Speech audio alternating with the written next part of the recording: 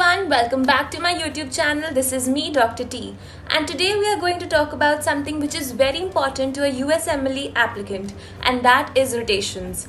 Well, within this current scenario, there have been a lot of countries, especially my home country, India, that has been struck by COVID, because of which there have been travel bans in place and the applicants are unable to reach the USA for their on-site rotations.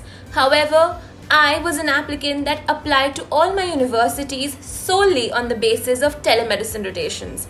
And today I'm going to discuss with you some of the most important aspects that you need to consider while selecting your telemedicine rotation. In my previous video, I did elaborate why telemedicine is definitely worth considering and why you should have this in your armor. Well, today this discussion will be about what all you need to take care of while selecting a telemedicine rotation that caters to your needs and benefits. Alright, so here we go. Well, the very first and the most important aspect that you need to consider is the time slot.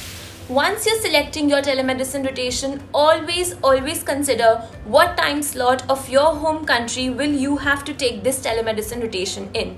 If this is a time period where you are sleeping or this is a time period of your REM cycle, I will suggest that you find a rotation that caters to your needs and benefits and does not make you counterproductive. Well, for example, in my case, I did 2 telemedicine rotations in a month.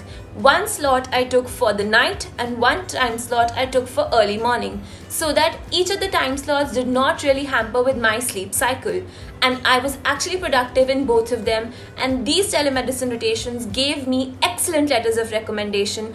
Alright, coming to the second part and the most important part of your telemedicine rotation is the didactics. Well, the teachings in the rotation is what makes up your work experience. So the telemedicine rotation that you are taking needs to fulfill this criteria very well. What are you comfortable with? What do you want to learn from that telemedicine rotation? What aspects of your work experience do you want to boost?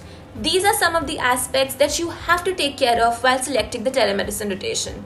Never hesitate to ask the companies or the university what will be entailed in those didactics. If you take a proactive approach and email to find out what your didactics will be, I am very sure that this will solve your query altogether. Well, telemedicine rotations can be on a variety of bases. There are rotations which cater to research-based medicine alone, where you will get the experience of reading through various research papers, presenting them, and discussing case scenarios and how they relate to that research. Whereas some other rotations can have a lot of patient experience where you're taking histories and you're putting in notes. So it is entirely up to you as to what didactic you want to cater to. Also, while selecting a telemedicine rotation, be sure to ask if you can have case discussions, make presentations, which will help you become a team leader, and it will also work on your teamwork skills, and you will be able to engage with your attending and also your colleagues. Coming to the third point, EMR, or the Electronic Medical Record System. This is a system wherein you put in your histories, your examinations, and your findings about a patient within an electronic record. Well, a lot of rotations do give you the opportunity to have a hands-on experience on EMR, whereas some of them will only allow you to observe while the attending or the intern is the one who is scribing.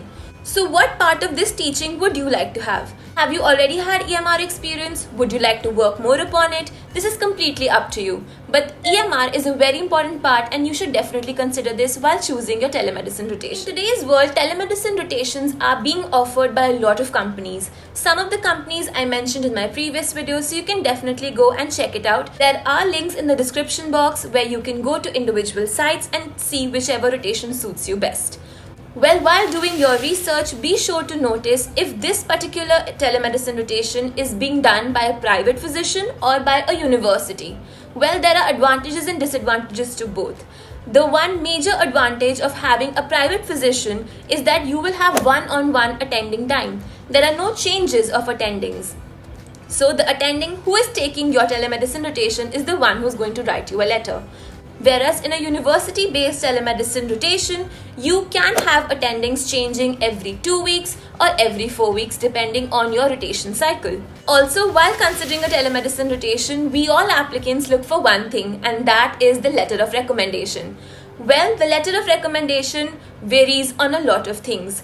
if you want to get a very good letter of recommendation, you have to be very engaging in your telemedicine. And in the future videos, I will share the points and tips and tricks that I use to get excellent letters of recommendation that every interviewer appreciated. So be sure to tune in as soon as that video is released, and I will let you know more about it.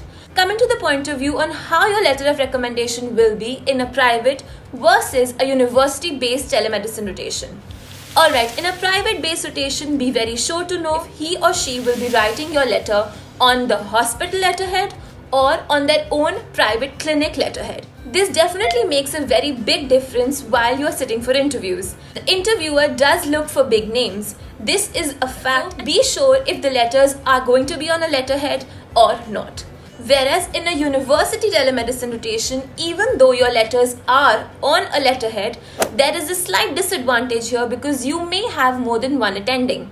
But you can twist this and make it to your advantage.